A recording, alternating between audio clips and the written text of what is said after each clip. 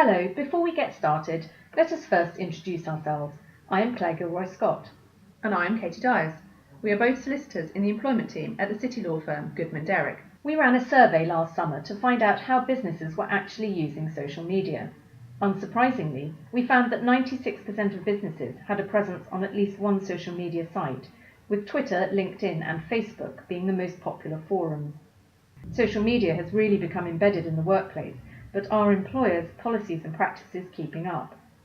To help you understand and address the employment law risks associated with social media use, we have created a series of podcasts to help employers.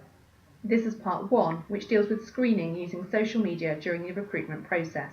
Our survey revealed that 15% of businesses always use social media to screen applicants, and a further 49% sometimes do. So clearly it is happening, but is it lawful? Well, providing the profiles are publicly accessible, there is nothing in law to prevent you doing so. However, the practice of checking social media sites can have potential risks. Firstly, organisations often use a separate anonymised diversity monitoring form to gather information about a candidate's age, ethnic background and such like.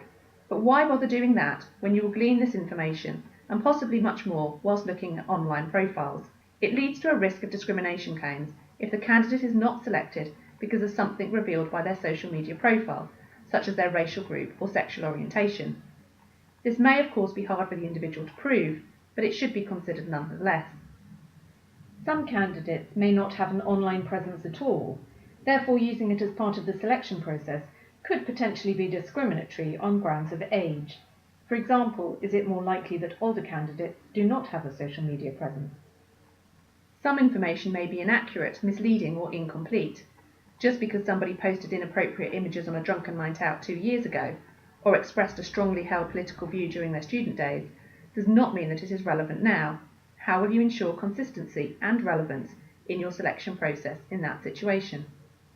Some candidates may find out about screening and will think that such a process is an invasion of their private life. Are you prepared to lose good candidates? And lastly, think about data protection issues. By collating such information, you are effectively processing personal data about the candidate. So how can the risks of using social media in the selection process be minimised? The first thing you can do to minimise the risks is to have an appropriate social media recruitment policy in place, so it is clear what approach your business takes. Guidance suggests that there are 4 possible approaches that you can adopt. The least risky approach is referring only to sites specifically referred to in the application, which is most probably LinkedIn, as this is intended to be a professional social media site. The next level up is also looking at postings that are more likely to be intentionally made by the applicant, such as any official blogs that they might have, or their personal website if they have one. These postings will clearly have been made for public viewing. The next level is to focus on checking more personal and potentially negative information. This is likely to include looking at Facebook and similar websites. However, this approach is more likely to be open to legal challenge, so it is probably only appropriate where you are recruiting for a sensitive position, where knowledge of the applicant's private life and their judgments is relevant. The most risky approach is to do a full internet search and trawl for any information about the applicant, including postings made by third parties. However, this is only likely to be appropriate where you have a critical or very sensitive position, and you should remember that caution must be exercised in this approach, as it could lead to inaccurate information being obtained and possible issues of defamation. Train those who will carry out the selection process. Information needs to be accurate and non-discriminatory.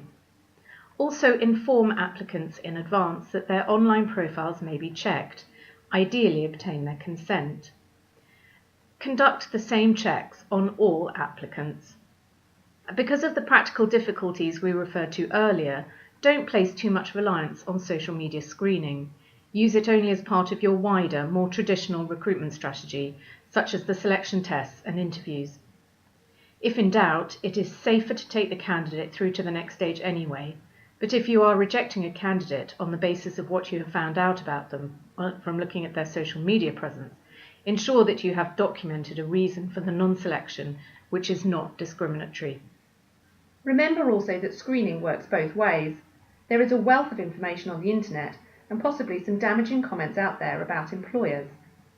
On the slide, we have set out just a few examples of these. Employee or applicant reviews on your business can be difficult to monitor and control, particularly as most are posted anonymously. How can you deal with this? Well, firstly, employers will want to monitor these postings carefully and perhaps even respond to them. Secondly, employers could try and deal with the risk of such comments being made by employees by including a provision in their contract of employment which prevents derogatory statements being made about the workplace and its employees. Breaches of that type of provision can be difficult to enforce, however, because Claire says the comments are often made on an anonymous basis. Thank you for watching. But just before you go, no social media session would be complete without us sharing our social media presence with you. So please do follow us on Twitter @EmplawHeroes and connect with us on LinkedIn. Please also get in touch should you need any employment law assistance. We would be happy to help. And do check out our other podcasts for more information about social media in the workplace. Bye for now.